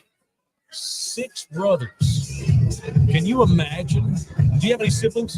You have a sister. I I think got your 2 sister. sisters. Imagine them. It's terrible. But both of them dying. Or both of them killed themselves. Both of them dying. Yeah. This dude had 5 brothers die. The oldest died when he was a little boy. He got electrocuted in a terrible accident. Kerry killed himself, shot himself in the heart. David died of some mysterious bacterial infection in Japan. Okay. Mike killed himself. There was a Chris, I think, that killed himself. There are so many that they have to write off. Like one brother, combined with 2 brothers. Right. They left a brother out of the movie because you couldn't tell everybody's story. There's too many deaths. It's unbelievable. The tragedy. And their dad, he was Tiger Woods' dad. He was such an asshole. But probably even worse than, he was worse than Earl, because at least Earl, I'm not saying Fritz Von Erich. Earl was hard, but Earl was a human. Their dad really wasn't Fritz human. was a robot. Yeah, it was He weird. had no heart. He loved them, but he didn't have any heart. Like, that's in a weird way, because Fritz may have been a sociopath, but that actually helped him endure the deaths of all of his boys. But literally, in the movie, and I'm not even sure if this story's been validated by Kevin, because Kevin's the only one alive. It's the scene where David dies in Japan of this weird infection. The night of the funeral, they meet all back at the house. They're at the kitchen. All the brothers are just fucking devastated. They just buried David that day. And they're just staring into space. And Fritz is like, well, that opens up a spot for you now, Kerry. I want you to go for the title now, Kerry. And they're like, are you fucking kidding, dude? We just buried David 2 hours ago. But they didn't jump his ass. They were like, okay. They understood. Okay, Dad. You know what? They were really good kids. They did what They they were were told, good kids because they knew how their dad was. but they still love his ass. Even though they knew he was a dick. Only 2 of them were physically gifted enough to have been wrestlers. And even the Kerry and Kevin were the only ones that were really big enough to do it. And even they destroyed their fucking bodies with not just steroids, but coke. Who was the one that got the foot cut Alcoholism. off and was Kerry. still wrestling? Kerry lost his foot in a motorcycle wreck because he was going 100 fucking miles an hour on a country road, high as a kite. Lost a foot and wrestled anyway With the prosthetic. and never told anybody because And he they was wouldn't in they pain. wouldn't have let him. He Oh, was he in pain. suffered. He didn't want to do it. Hated his life. So rather than just, and he got in such a dark place, rather than just say, fuck this, I'm gonna do something else and tell his dad to fuck off, he shoots himself. And he does it in the most weird way. He shot himself in the chest. Not the mouth, not the head. He went under a tree in the front yard of the house when they were all home. Whack! Right in the fucking chest. So they could all see it. And Kevin had one breakdown right there. When he saw Kerry's dead body, he went to Fritz and jumped on Fritz and damn near choked him to death. But then stopped and then felt bad about it. And I reached out to Kevin Von Erich's representative, trying to get Kevin to come on, and they won't reply. It's unfortunate because I would like to ask Kevin about that part. You know, as upset because Kevin never lost love for his dad. He knew his dad was wrong and was pushing those boys too much, but because he was his son and he had this unconditional love, he did it anyway and endured all that. So finally, Kevin got to a breaking point when he got to be around 40 years old and was too old to wrestle. I've lost all my brothers. I resent the shit out of my dad. Fuck it. He took his wife, their kids, a couple of in-laws and cousins, and bought a. So Fritz owned the wrestling circuit in Dallas. Right. Fritz gave it and signed it over to Kevin. And Kevin's like, I want to sell it. And Fritz like, fuck you. I didn't give you the fucking league to sell it. That's bullshit. Kevin's like, fuck you. I'm selling it. Kevin sells the thing, cashes out, and buys a farm in Hawaii. And spent 20 years. Yeah, Kevin has spent the better part of 25 years in Hawaii, in the hellscape on a farm. He raised his boys in Hawaii. They all played football with a bunch of wild-ass Hawaiian kids. And we're good football players, by the way. Kevin was a good football player. So was Perry. And in recent years, though, Kevin now splits time. Kevin has a house up in Bernie. So he has a place in Bernie and a place in Hawaii and goes back and forth. But anyway, Kevin's now 66, 67. I didn't know that. Shout out to the great Kevin Von Erich. No one has endured the tragedy that Kevin Von Erich has and kept his sanity. No one. You know what's crazy about the movie? They didn't even put it all. Because it's like, what? I'm saying that's why they eliminated one of the brothers' storylines. There was too much. The movie would have been 4 hours long. I took my girlfriend and a friend to that. I didn't tell them anything about the movie. I knew everything. I didn't tell them a fucking thing. And they're like, and then like halfway through the movie, they're like, oh my god, you're like watching. And it's like, I'm really all gonna die. Yeah. They went in thinking, ooh, Zac Efron. Oh my god. That's awful. By the way, it was tough to watch. I'm a Zac Efron fan. I hope he's got rid of that body. He looks awful. He was too small. Well, it was an HGH. Way too small. Yeah, he looked really weird. Zac Efron looks so weird. It was Yeah. It was a great job acting. Yeah, I like Zac Efron. I love Jeremy Allen White, who played Carrie. Jeremy Allen White, about the one from The Bear, Shameless, and he was in The Bear. I love him. Yeah, Jeremy Allen White's one of the best actors in America right now. Shameless. He's amazing. He played Lip in Shameless. I love Shameless. He's incredible. He's so good. Anyway, I saw another movie. You want to hear another review? It's Mike Taylor's movie review hour. Saw a really great movie called, and you'd like this too, Jose. It's called The Society of the Snow. So in 1972, you know where Uruguay is. Fine Venezuelan. He knows where Uruguay is. Uruguay, the home of the great Luis Suarez. So the Uruguayan rugby team was in a plane crash in 1972, flying over the Andes Mountains in the wintertime. It was dead of winter. Plane crashes. Most of them get killed. And there was a handful of regular passengers, and then the entire team. And like 27 of them survived the crash. But they were all out there for 74 days in the Andes. Thank you, Mikey. Thank you, Mommy. Appreciate you, brother. Let's do it. This is the co-owner. Got to stop down for the boss. No, we got to stop down Thank you, for Mikey. the boss. Thank you, brother. Dude, Is this triple? what is this? Oh, this is vodka? Okay, good. Thanks, folks. Sip it. It's vodka. He filled it to the top. It's like 2 bucket shots. So this is soccer team? Rugby. Rugby. Yeah. So there's 27 survivors. They were all out there by the time they got rescued, there were like 7 left. 20 of them died, and the other 7 they ate them. They did cannibalism. They had to eat them. They were out there, and they were in the top of the Andes Mountains in the dead of winter for 74 days. It lived off the people's bodies. Finally got rescued. It is an incredible fucking movie. Most of it's true. The movie makers went to great lengths interviewing survivors and family members to make sure they got the most accurate portrayal of what went on. And it'll make you feel like a pussy because it's like, oh my God, I get butt hurt because I got too many leaves on my lawn. Or I had a flat tire, so my whole day was ruined. And try spending 74 days in the Andes in the winter and you have to eat, like I'm going to get to eat my ass, literally to live. Slicing off asses, like the butt and this part of the arm to live. I couldn't do it. You still, and you have to eat it raw, by the way. There ain't no fire. Yeah, I couldn't do it. Yeah, unbelievable. Incredible movie called The Society of the Snow. It's on Netflix. I thought I saw that movie before, though.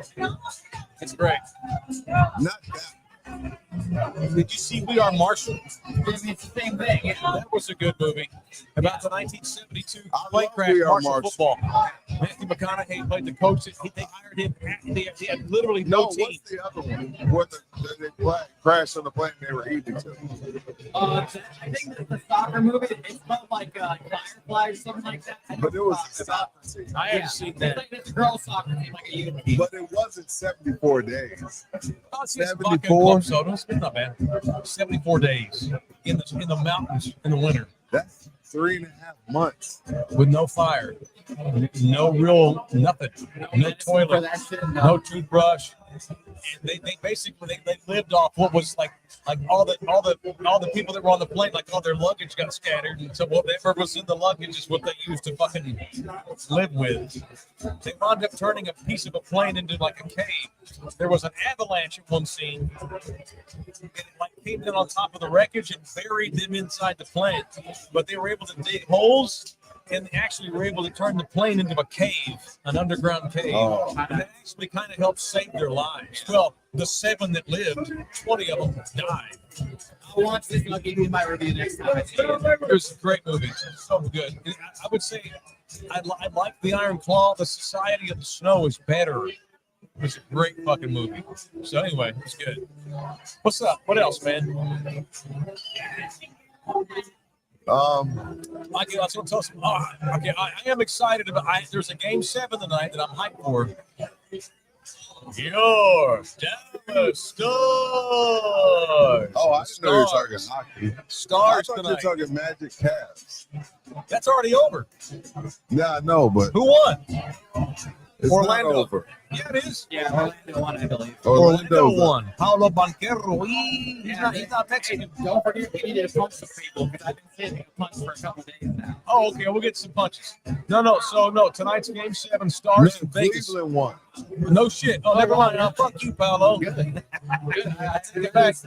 Good. Cleveland. Future Spur, Donovan Mitchell. Watch it. He don't want to be in Cleveland. He does not want to be in Cleveland.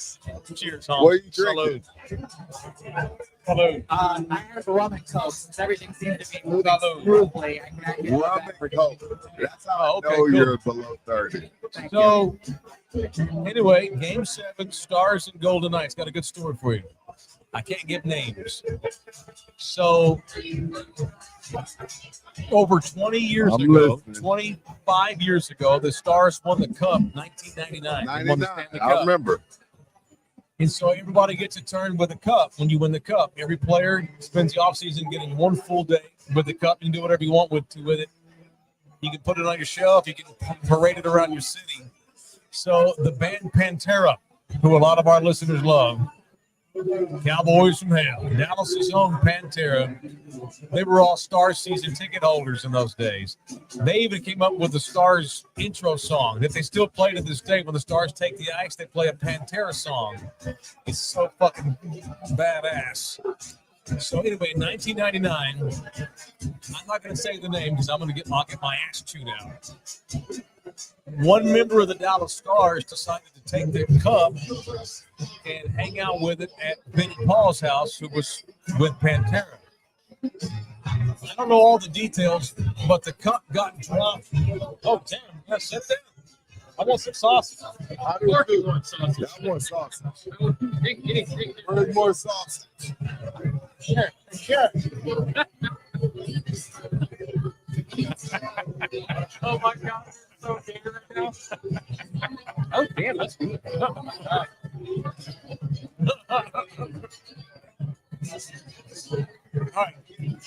So there's a rumor that someone jizzed in the cup, Like busted nuts. jerked off in the cup. And they were fighting over trying to clean it. They were up on top of the dude's house. And he had a big pool. And the fucker fell. The cup fell off the balcony, busted on the cement, and then went into the pool. And so when they gave the cup back to the NHL, had a big ass fucking ding in it. But also that same night, so okay, that's a true story. Fast forward to the next season. Yeah. So they're still really good.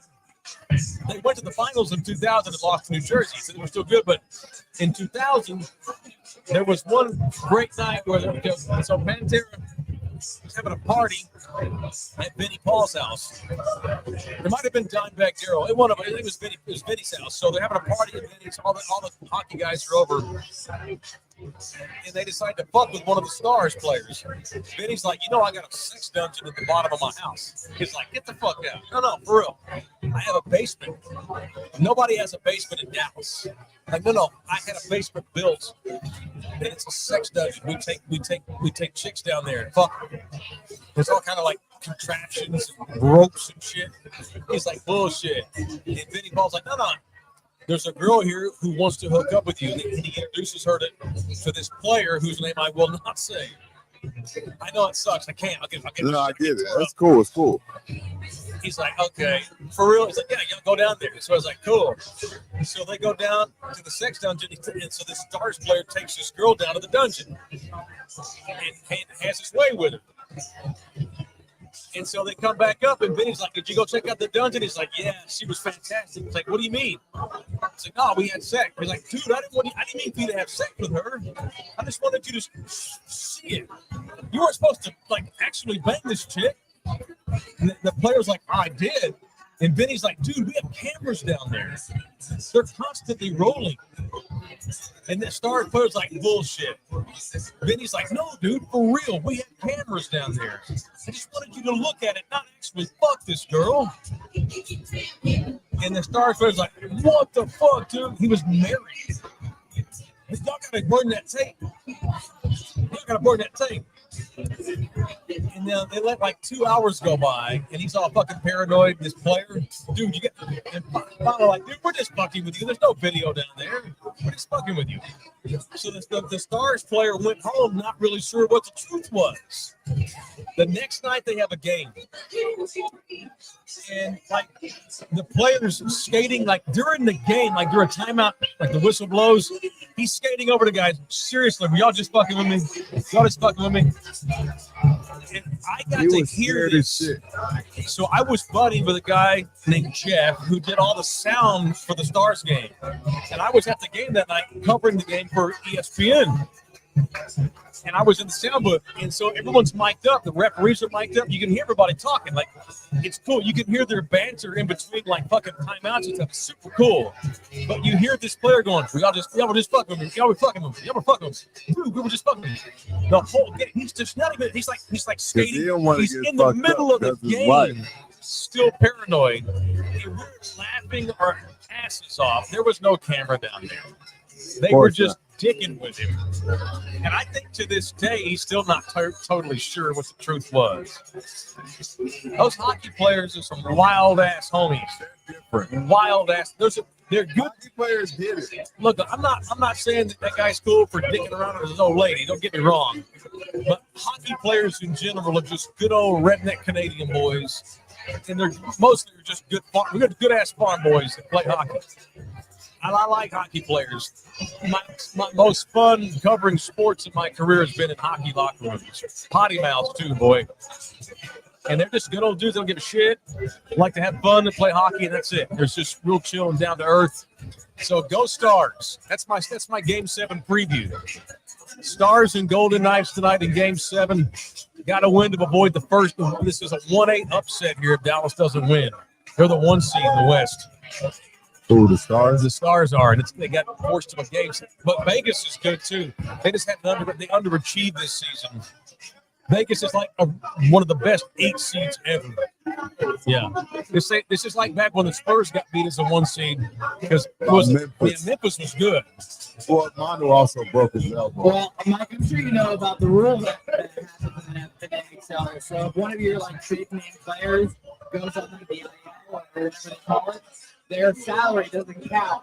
So it's no salary cap anymore. Right. So Vegas just sends like one of their better players, more one of their higher expensive players. So the salary cap. Right. And they trade on people. I love that rule. They do it. I wish the NBA would do that. It'd be interesting. Let me tell you. All right, who's your punch, man? Oh my! Well, you heard a preview of my punch. What's that? You heard a preview of my punch yesterday. Who you punching? Rudy. I'm punching raccoons. All raccoons in general. Raccoons. Raccoons. I wasn't sure what was about. Okay, why? Oh, Rudy. I live in an apartment. They burrowed through my roof in my apartment. They went all the way down. They created all this mold because it rained a bunch this week. Yeah. And I have these like mold people in my apartment with these hot ass fans. So it's been 90 degrees in my apartment for the last 2 weeks. These bastards have caused it. And I'm just, sitting in my apartment. That's 3. Bam. Oh boy. Thank you. But I'm sitting in my apartment, minding my own business, and a fucking raccoon is about to just roll on into my apartment. So raccoons get my punch of the week here because they are devilish creatures. That's on the people that run your apartment. They got to get them swept out. Are they up in the attic? Yeah, they live in the apartment above my ceiling and below my upstairs neighbor's floor. Damn. So yeah, no, they were like, man, you guys not heard me like for years, like noise. Yeah. So yeah, they're raccoons. You're a homeowner, Rudy. You ever had like critters? Problems with critters? Shit getting in your walls and your roof? Story. We're chilling. We're watching TV. Living room. Sure. I have a fireplace. Oh shit! All of a sudden, we see something trying to wiggle its way through. Sure. There's a hot ass woman up on you right now.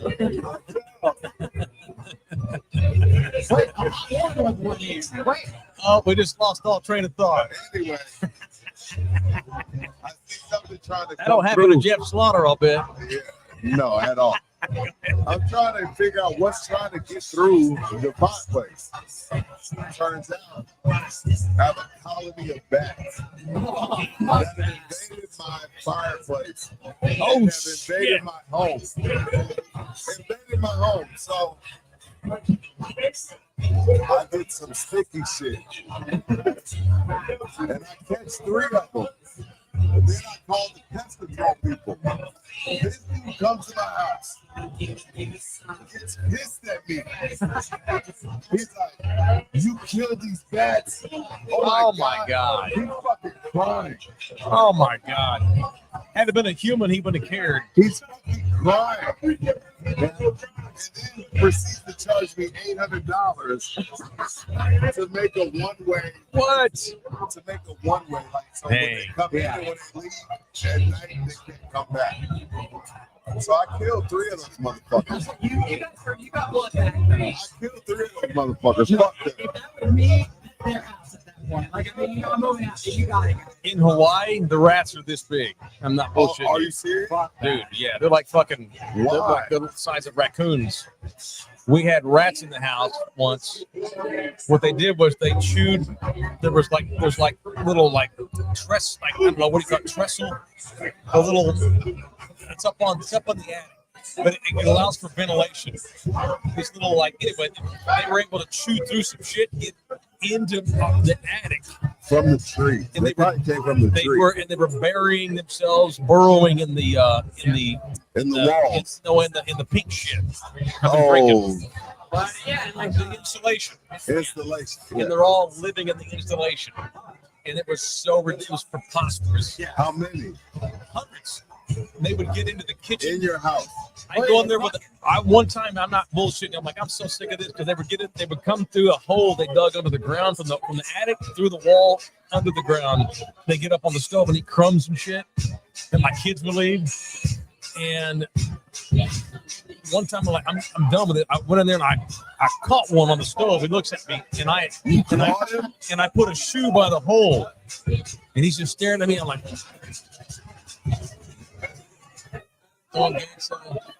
I had a broom in my hand. He took off running, and I just fucking Mike Piazza that motherfucker. Ooh, caught that motherfucker flush. He went flying across the house, ran into the wall. That's his wife. I was just kidding. That's just she can do that. She's allowed to do that. Smashes into the wall, and I caught him with a shoebox. And you hit him with a broom. He was caught him. Yeah, he was all twicked. No, I got him in a shoebox and took the motherfucker outside to his ass. Send a message. Send a message to his homie. I finally had to get these black boxes with poison inside, and they eat it and they run off and they die. Then they die and they rot. Correct. That's what I'm hoping to avoid. It was an infestation. It was 6 weeks to fix this problem. This is Hawaii, because you didn't want to pay for it. Well, I didn't own the house. It was up to the owner, right? And they didn't want to do it. They did, but she was this old lady who lived in California. So she was kind of detached from the house. Like, you've got to send me this much money. I'll find the cheapest rate, and I'll take care of everything. Just pay for it, and I'll do all the legwork. 6-month ordeal dealing with dozens of fucking rats, man. When we lived up in the woods, we were out in the countryside. So, and every time it would rain, there'd be a little bit of a mudslide up on the mountain behind us, and that's where they would come down. How big were they? Like, for real? No bullshit. Bro, that's about the size of scary. 2 kilo needles. Erect Bro, penis. that's scary. Yeah, big ass rats. Yeah. Gross, nasty ass critters. Yeah, again, this is something I'll tell you about Hawaii. Oh, They're dude. like, oh, it's a great beach. No. Oh, great. Waikiki where the tourists go is great, but in the countryside, it's wild ass. And by the way, I love it. I love the countryside. But we have wild hogs, mongoose are everywhere. Those things are mean little motherfuckers. And this Mongoose is the one that fights with the snakes. They kill snakes. Now they're good for that. Now we don't have snakes in Hawaii, but in areas where they do, mongooses are good for keeping snakes out of your yard because they eat them. They kill snakes. They're pretty bad. They're mean little motherfuckers. Now they're scared of humans, but like when they're in the yard, like if I'm out there in the yard, I have to shoot them off. Like but a lot of them like are used to the tourists, like live there, and a lot of them are in the city, and they get used to people, and so they come up wanting you to feed them and shit. That's no bueno. I've had to shoot off a bunch in in parks and shit. Ooh, there's a family here. Oh, they got chips and sandwiches. So they come out of the woods. You see the woods like you see the leaves shaking, and here they come. I'm like, you have to scare them off because they're fucking ornery too. Like. They like bark at you and shit. They're mean. Hawaii's wild ass, man. It's wild. I felt the raccoon maybe, perhaps. Yeah. So what are you gonna do now if it happens again? I haven't seen them. Did you tell the apartments? Yeah. Okay, cool. They got to get somebody up there. Screaming at them, the whole thing. Someone's gonna have to go up there because that thing's they have babies. They make nests. Babies in the parking lot. Yeah. Well, look, man, it sucks. Our city's growing by leaps and bounds, and I know where he lives. And where he lives, it was not always that populated. And so the bigger we get, the critters get pushed into a corner, which sucks. I'm a conservationist. I'm an animal lover, and it pains me. Like I'll see, like in my neighborhood, like everybody's used to seeing deer now, even in the city. But in my neighborhood, we have foxes, coyotes, all kinds of different, rodents and shit. But I feel bad because like they're losing their ecosystem. Right. They're running out of room. Good and point. It sucks. I wish somebody could just like rescue them because I get like roadkill all the time on my yard. I get my street, and it hurts me because it shouldn't be that way.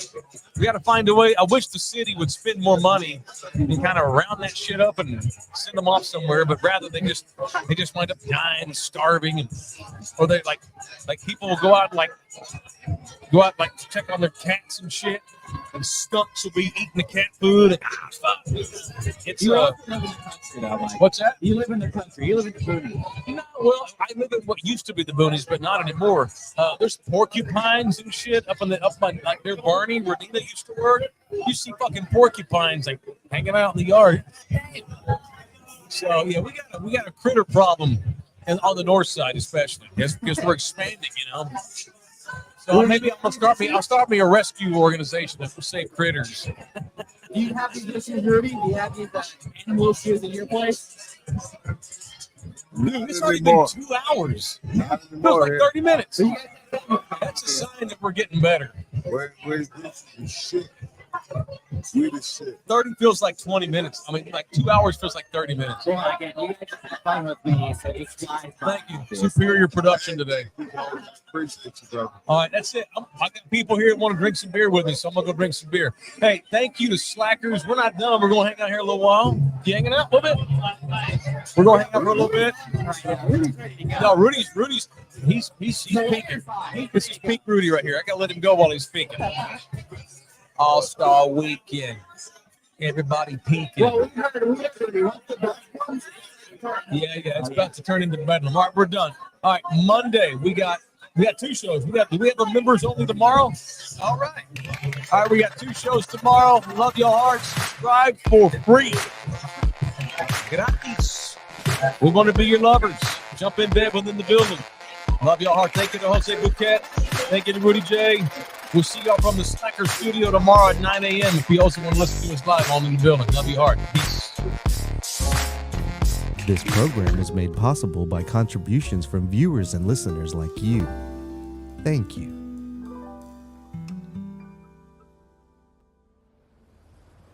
You're still here? It's over. Go home.